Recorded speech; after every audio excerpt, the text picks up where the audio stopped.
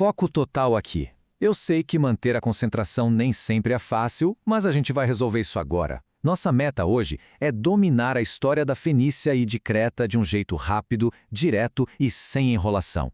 Vamos extrair só o que realmente importa sobre essas duas gigantes do mar. Preparar, apontar, bora! Pense rápido. Como montanhas intransponíveis e mitos sobre monstros devoradores de gente conseguiram moldar a nossa civilização? Parece até loucura, né? Mas a resposta exata está na geopolítica. O mar Mediterrâneo não era uma barreira de água. Ele era simplesmente a grande rodovia expressa do mundo antigo. E quem ditava as regras nessa água, ditava as regras do mundo. Nosso plano de voo é o seguinte: 1. O domínio do Mediterrâneo. 2. Fenícia, o poder do mar. 3. O alfabeto fenício. 4. Creta, história antes do mito. 5. A sociedade minoica. E 6. Nosso resumo de domínio para cravar tudo isso na mente. Seção 1. A rodovia da antiguidade. Pensa no Mediterrâneo como uma internet de alta velocidade daquela época, conectando a África, a Europa e a Ásia. O transporte por terra era extremamente lento, caro e cheio de obstáculos. Então, cair na água não era só uma vantagem, era a chave absoluta para a sobrevivência econômica e a expansão de poder. E a gente tem provas materiais disso. Dá uma olhada na descoberta do naufrágio de Uluburun, na Turquia, datado do ano de 1400 a.C. Esse barco afundou carregando toneladas de cobre do Chipre, madeiras nobres e peças de marfim do Egito, além de cerâmicas da Grécia. Ou seja, já existia um sistema internacional hiperconectado funcionando. Não tem como discutir com a arqueologia. Seção 2. Fenícia e o problema das montanhas. A gente pula agora para a faixa de terra que hoje é o Líbano moderno. Foi lá que os fenícios viveram o seu apogeu absoluto, entre 1200 e 900 a.C. Só que eles tinham um baita desafio geográfico pela frente. Imagina viver em um território estreito, espremido entre a costa e montanhas colossais. Zero espaço para agricultura em larga escala. Sem ter onde plantar, a única saída foi um avanço estratégico e implacável para dentro do mar. O problema deles acabou forçando a maior oportunidade da história fenícia. Agora preste atenção e grave esta palavra porque ela é a base de tudo. Talassocracia. Talassocracia. A tradução literal é o poder vindo do mar. Na prática, significa que eles não construíram um império invadindo terras com exércitos terrestres, mas sim garantindo o controle absoluto das rotas e do comércio marítimo.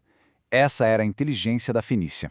Essa máquina de poder funcionava com 3 pilares. Primeiro, organização política por meio de cidades autônomas e parceiras, como Biblos, Sidão e Tiro. Segundo, o valioso cedro do Líbano. Era o ouro verde deles. Sem essa madeira nobre, nada de frotas indestrutíveis.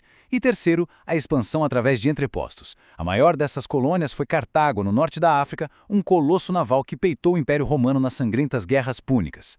Seção 3. A Revolução da Escrita. O impacto cultural mais duradouro dos fenícios não foi uma invenção bélica, foi uma ferramenta de negócios absurdamente eficiente, o primeiro alfabeto fonético. Para você ter ideia do salto tecnológico, compara essas duas realidades. De um lado, os sistemas antigos da Mesopotâmia exigiam que o pessoal decorasse centenas de símbolos complexos, um processo lento e exaustivo. Do outro lado, a solução fenícia, enxugar o sistema inteiro para apenas 22 letras simples, onde cada símbolo representava só um som. E por que criar isso?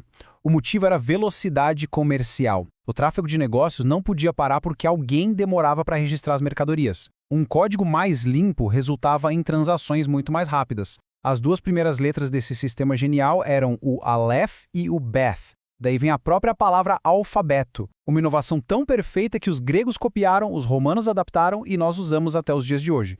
Seção 4. Mudando o foco para o mar Egeu. A gente entra agora na história de Creta. Aqui rolou uma talassocracia impressionante que dominou tudo muito antes, entre os anos 2700 e 1450 a.C.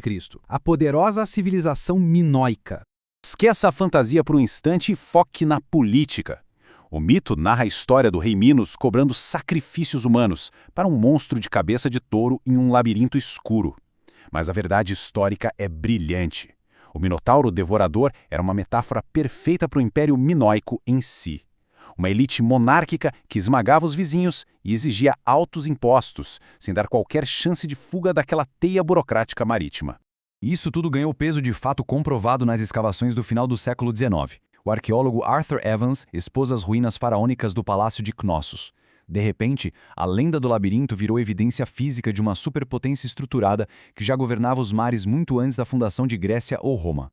Seção 5. A sociedade minoica, muito além do mito. Como operava a vida em Creta? Tinha muita coisa lá que rompia completamente com os padrões de qualquer outra civilização vizinha. Diferente do solo pobre da Fenícia, a ilha de Creta rodava uma economia riquíssima. Terra produtiva para cultivar trigo, azeite, vinho, além de uma metalurgia pesada. Mas o verdadeiro fascínio é o que ainda está no escuro. Eles inventaram uma escrita conhecida como Linear A. O grande mistério é que milhares de anos depois nenhum especialista conseguiu decifrar uma única frase sequer desse código. É um segredo absoluto.